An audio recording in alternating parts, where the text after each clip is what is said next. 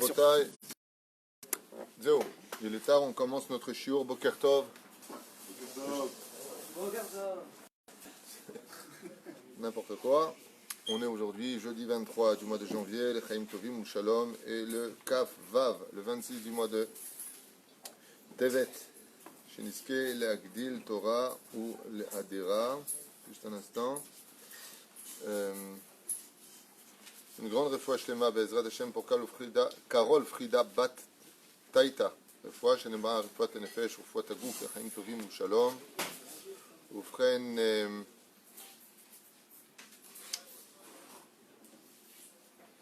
Shaoul James Shikli Toda Rabba Liadad, on l'avait déjà dit. Aujourd'hui, le shiur sera dédié pour la tzlacha de Alexandre Le Guy Bezrat Hashem pour son fils Charles-Henri Aaron Demenstein, si j'ai bien prononcé, pour sa bar mitzvah. Un grand mazel tov, shetisku le gadelo, la Torah, le Choupa, le Masim Tovim, Be'atzlacha Rabba, une bonne parnassa chez vous et tout ce que vous désirez avec la Alia si vous n'êtes pas encore en Israël. Amen ve Amen. Les fois shlema pour les malades d'Israël, Moratim Yakdosha Vateora, Jinesh Osonait, Michel Malkab, Benot Mesaouda, Dibatel Shirel Peral. Simcha בת אליסון מזל צרת עליה בת אפרת מרים היקרה מאיריס שרה סופן מירמיהו אברהם בן מסעודה בן הראש בן אשר נעמי נעמה בת נועה עדן בת שמחה אליהו אמר בן אלי שמחה שלומי רחל פרל חיה בת מרים אריאל מזל בת מסעודה לאלף אלפי הבדלים לעילוי נשמת יצחק בן צסיה מרסל בת חסיבה רות בת שרה בלונש אפרת בת שרה וכן שיראל שרה בנות קרן ג'סיקה יצחק בן רבקה אליהו בן אסתר אשר ובן פרג' בן לואיז וכל מתי ישראל. תודה רבה. Aujourd'hui, on est dans les halachot tous les jeudis, vous le savez. On continue sur les lois de Shabbat, comme vous me l'aviez tous demandé. Enfin, énormément de gens m'ont demandé de continuer les lois de Shabbat, puisque d'abord, c'est important pour nous de les chabed et à Shabbat, puisque tout notre judaïsme dépend du Shabbat. Malheureusement, je constate que de façon générale, ce ne sont pas les shiurim les plus demandés, et pourtant, ce sont les shiurim les plus importants. Ça veut dire que d'aimer Hachem et d'adhérer à la Torah d'Hachem ne passe que par le conduit des halachot. Si on ne se comporte pas comme la halakha le demande, alors on aime Hachem à sa façon. Quand on se comporte comme la halakha le demande, on aime Hachem comme lui veut être aimé. Et comme vous le savez tous, dans les histoires de couple ou dans la vie sociale ou professionnelle, eh bien, ce qu'on attend de l'autre, c'est qu'il fasse ce que lui attend de l'autre. Ça veut dire que comme un homme il dit à sa femme, moi je t'aime, mais à ma façon. D'accord, mais ta façon ne me donne pas d'amour, donc tu es bien gentil. Aime-moi comme moi j'ai besoin d'être aimé.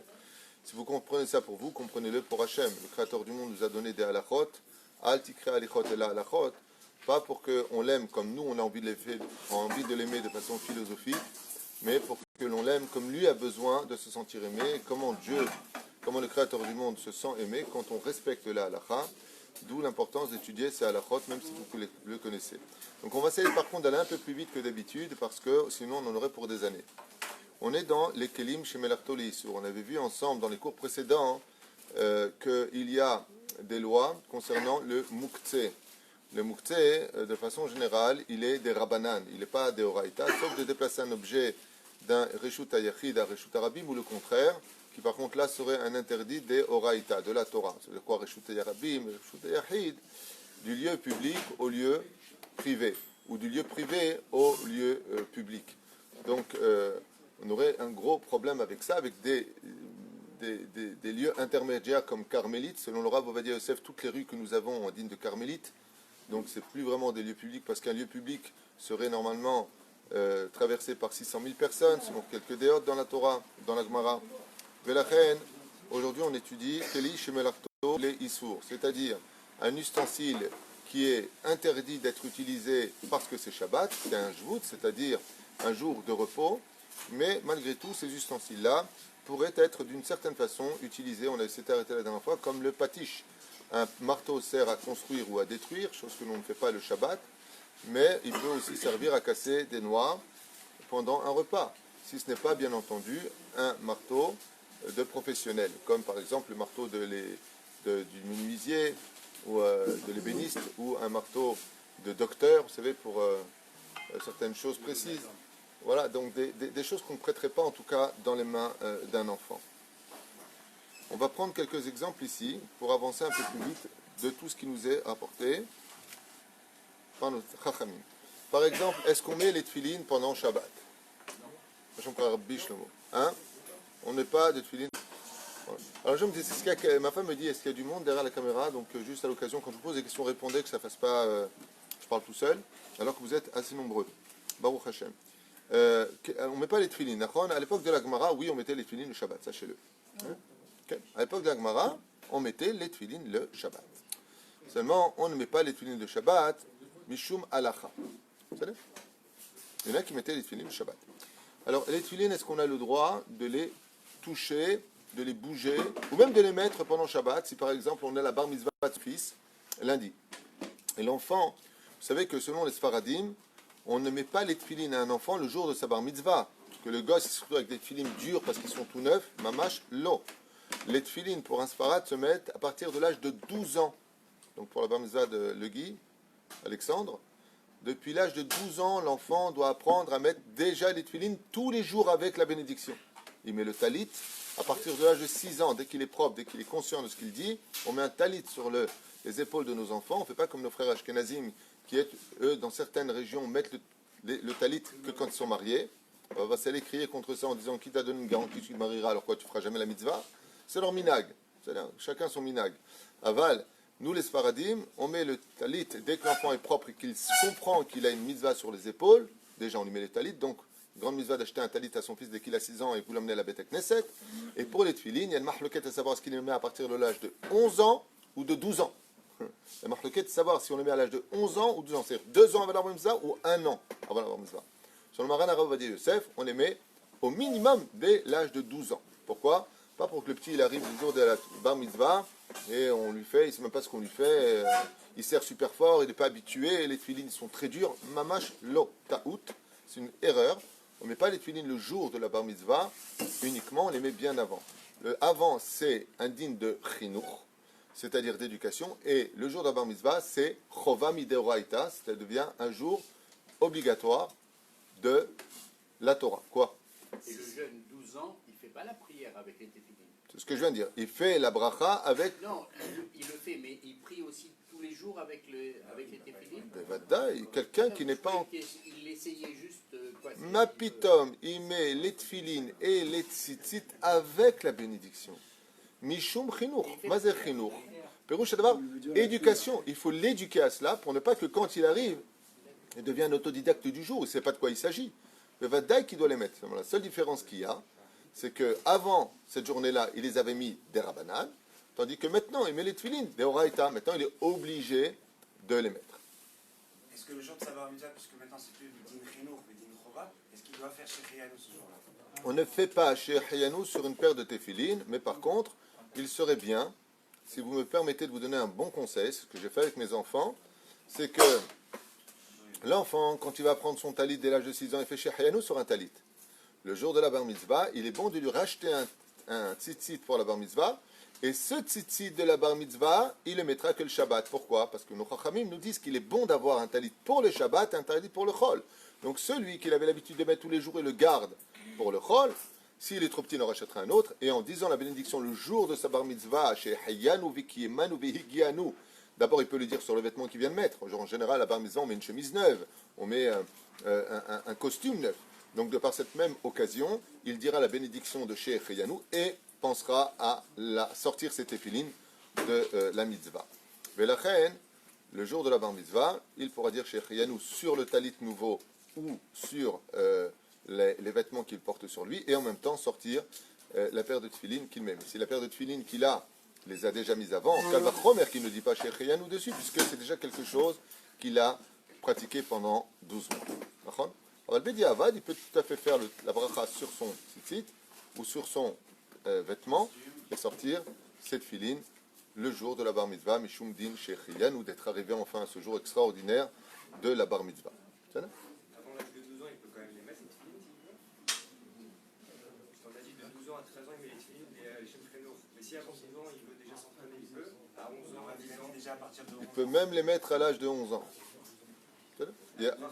Avec bracha, la bracha l'homme akev. Par exemple, il y a une marque loquette entre le Rav Ovadia Yosef et le Rav Ben Tzionah Shaoul à propos de l'aspirat à Omer. L'enfant, il compte l'aspirat à Omer, il n'a pas encore 13 ans. Et en plein milieu, De Sfirat Omer, d'un coup il a 13 ans. Est-ce qu'il continue avec Bracha ou il continue pas avec Bracha? Tu comprends? C'est manienne de voir pourquoi. Il dit parce qu'avant il a raté, c'était Mishum Chinour.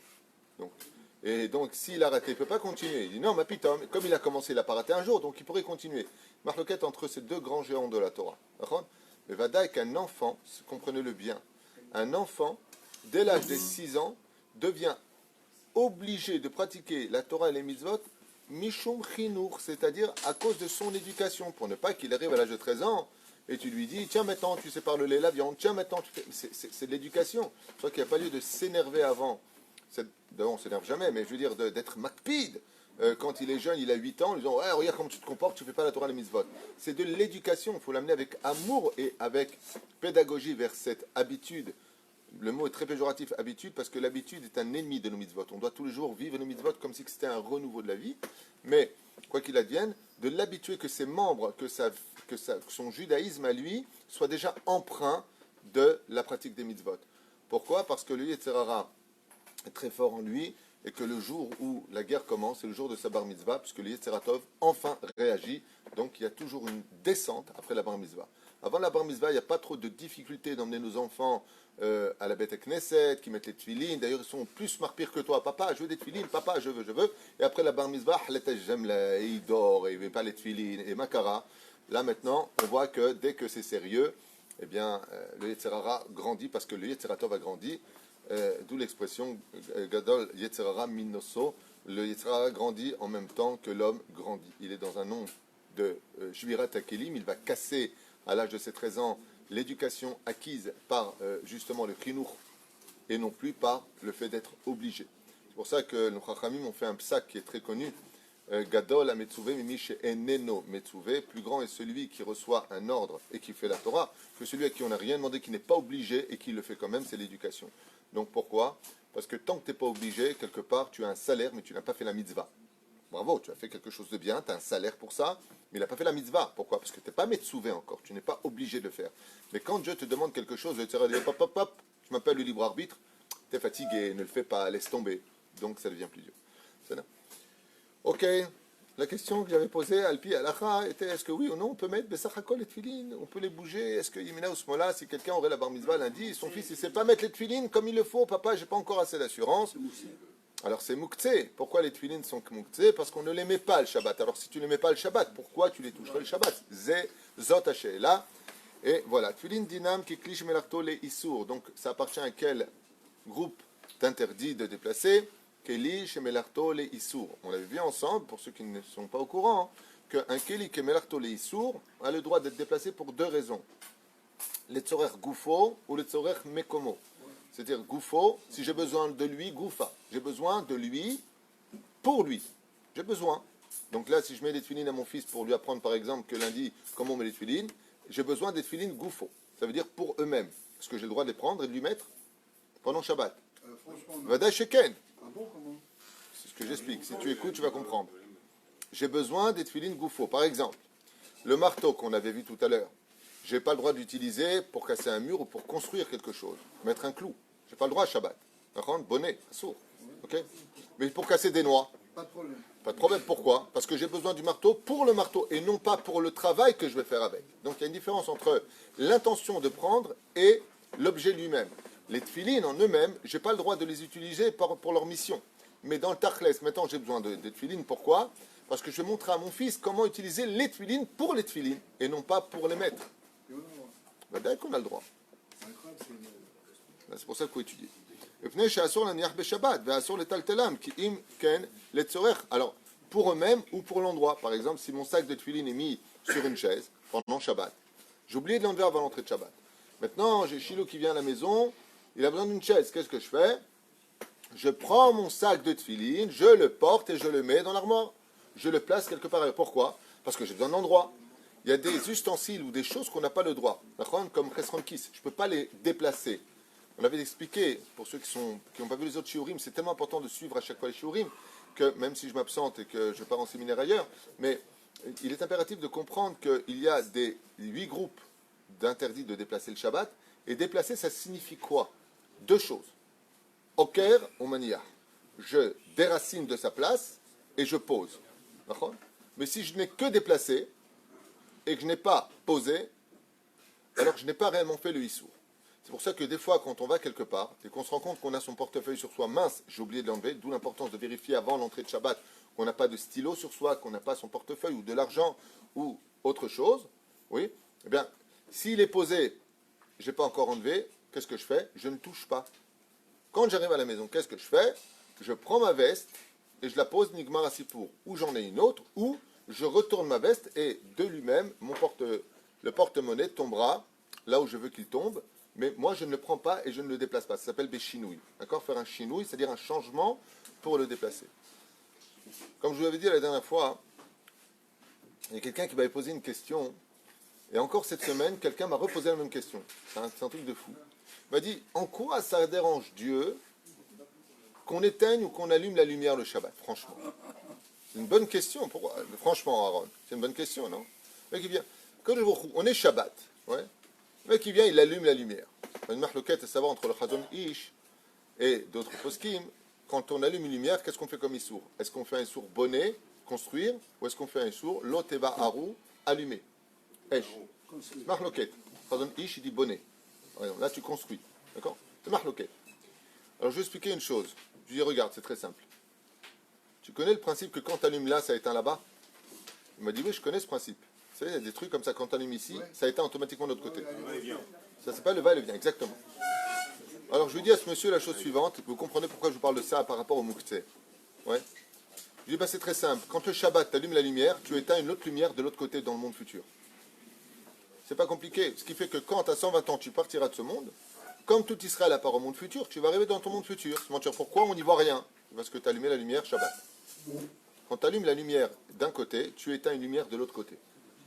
Quand tu laisses la lumière telle que tu l'as préparée avant l'entrée de Shabbat, tu iras à vivre ton monde futur.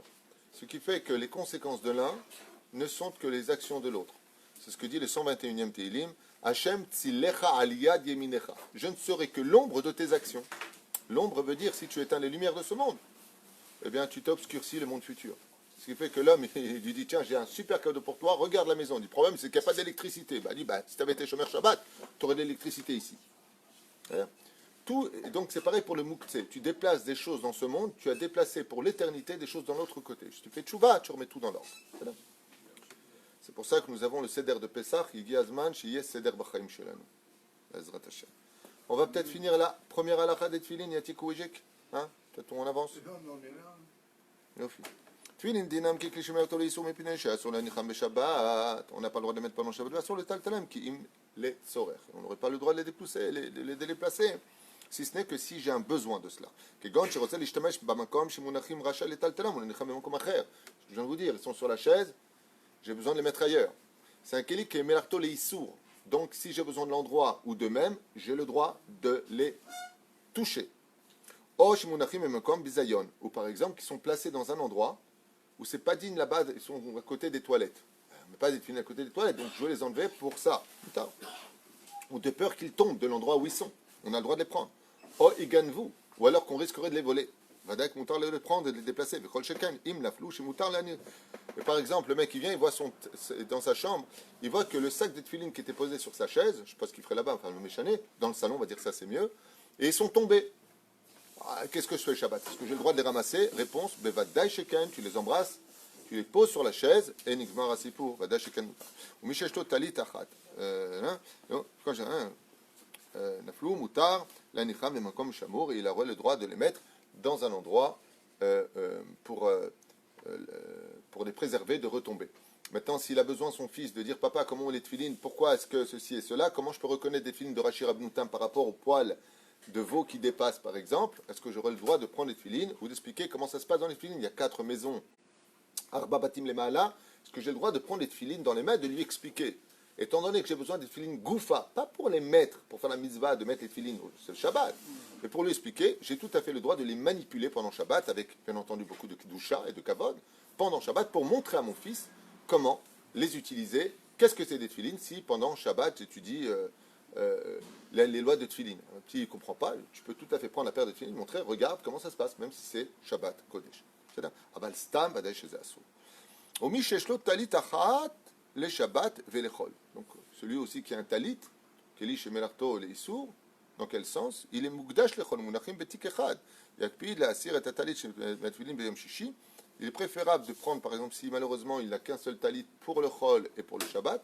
Donc un très beau cadeau, mesdames, si vous voulez faire un cadeau d'anniversaire à vos maris, au lieu d'acheter des trucs qui peuvent être utiles, mais qui n'ont pas plus de signification que ça, d'acheter un beau talit pour votre époux. Et vous lui dites, c'est le talit du Shabbat. Ezrat Hashem, très bonne idée. Et si vous n'en voulez pas, vous me l'amenez. Shachar la'asir et... Non, c'est pas vrai, ma femme en a acheté déjà, ça va. Et ta talit, et toi aussi d'ailleurs. Moutar la'asir et ta talit me'atik. Et donc, est-ce que j'aurai le droit, par exemple, de prendre le talit? C'est d'ailleurs arrivé avec mes enfants, hein, qui a oublié son talit de Shabbat à Yeshiva. Donc il m'a dit, papa, tu as un talit, je suis parti prendre celui du Chol. Donc il faut que j'ouvre mon tic de tefilin. Comment on dit un tic? Ma sacoche. Le cartable, ouais. Non, je ne vais pas prendre un cartable quand même. C'est bon, sacoche. Ne vous inquiétez pas.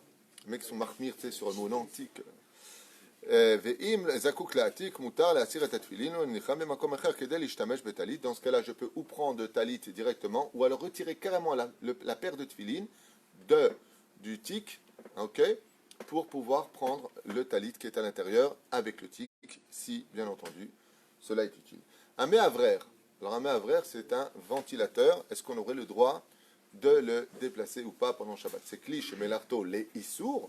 On n'a pas le droit de mettre la prise pendant Shabbat, bien entendu, mais j'ai besoin, d'accord, d'avoir de l'air pour ceux qui ne manquent pas d'air, d'accord. Donc j'ai besoin de ce ventilateur. Est-ce que j'ai le droit, par exemple, de le prendre et de le déplacer à droite ou à gauche? Réponse, vous répondez tous positivement, oui, mais juste faire attention à quoi? Ne pas appuyer sur un des boutons, ne pas changer. Petit 1, ne pas appuyer sur un des boutons. Petit 2, de ne pas tirer fort de telle façon à ce que le fil électrique ne se retire pas, chasvé shalom, de la prise. Sinon, c'est tout à fait permis. Quelqu'un m'avait posé la question, est-ce que j'ai le droit dans ce cas-là de lever le petit bouton qui est en haut? D'accord?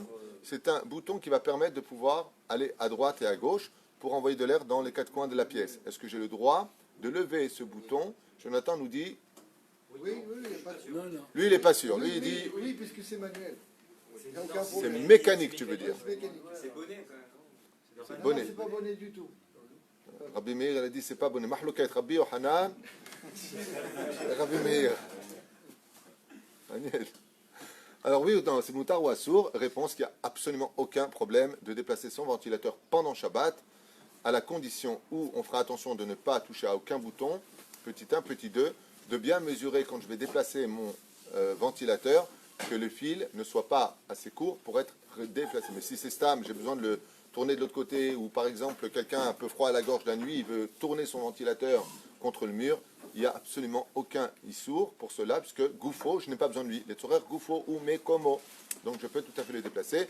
Et s'il s'agit de lever ou pas la tête pour savoir s'il va aller à droite ou à gauche, j'ai tout à fait de l'arrêter ou de le mettre pendant Shabbat, puisque c'est un système mécanique. Je n'engage absolument rien en pratiquant cela. בסדר?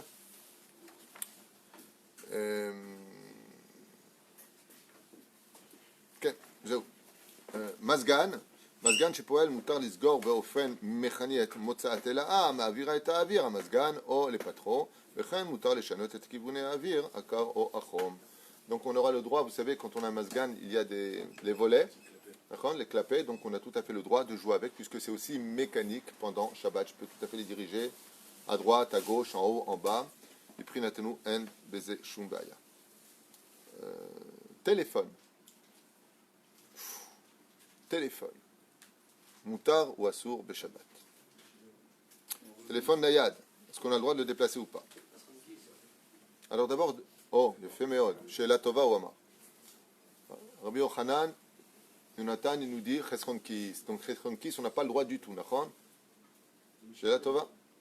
Non, mais comment s'il est position... Regardez, ce qui vient de se passer là est très important. Il vient de placer un téléphone portable dans le din de Chesron Kis, c'est-à-dire ce qu'on ne peut pas déplacer ni toucher. Alors qu'ici, on est dans Keli, chez Melartolé, Issour. Donc déjà, rien que ça doit faire tilt dans ta tête. Il est impératif d'apprendre par cœur chaque ustensile à quel groupe d'interdit il est.